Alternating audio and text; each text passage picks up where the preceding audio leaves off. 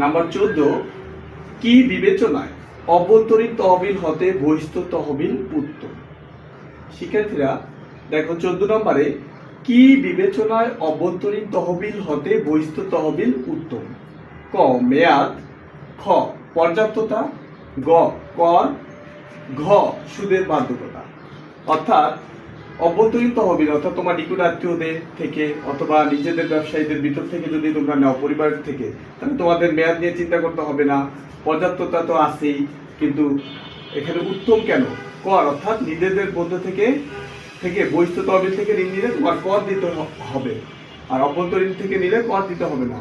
অর্থাৎ করের হার বাইরের থেকে নিলে তোমার ট্যাক্সের বিষয়টি এটা কমবে, অর্থাৎ ট্যাক্সের হারটি কমবে। বাইরের থেকে যদি তোমরা তহবিল সংগ্রহ করো তখন তোমার ট্যাক্স কমবে, আর যদি তুমি ভিতর থেকে অভ্যন্তরীণ উৎস থেকে তহবিল সংগ্রহ করো তখন ট্যাক্স দিতে হবে। তাহলে কি বিবেচনায় অভ্যন্তরীণ তহবিল হতে বহিস্থ তহবিল উত্তম?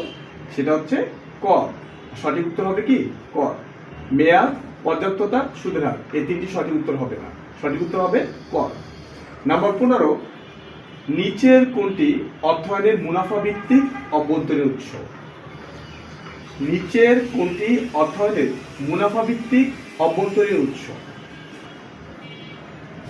ভাঙানো, এটা রয়ে গেছে ভাঙানো।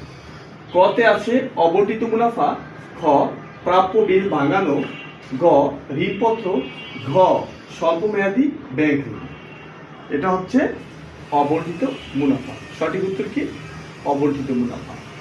এগুলো ইম্পর্টেন্ট, তোমরা এগুলো ভিডিওতে বারবার দেখে খেয়াল করবে। এখান থেকে তোমাদের আশা করি 100টি থেকে ইনশাল্লাহ তোমাদের 20টি থেকে 22টি এমসিকিউ কমন আসবে ইনশাল্লাহ। এবং এই প্রশ্নটা খেয়াল করবে তোমরা, শুধু উত্তরটা মনে রাখতে হবে না যে কি কোশ্চেনটা বলছে, কোশ্চেনের উপর ডিপেন্ড করে তোমার অ্যান্সার মনে থাকবে।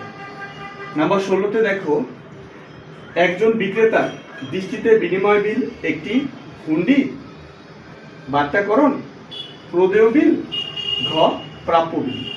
কোশ্চেনটা আরেকবার বলছি, দেখো একজন বিক্রেতার দৃষ্টিতে বিনিময় বিল কি বা একটি কি? ক হুন্ডি, খ বার্তাকরণ, গ প্রদেয় বিল, ঘ প্রাপ্য বিল। এক্ষেত্রে সঠিক উত্তর হবে প্রাপ্য বিল।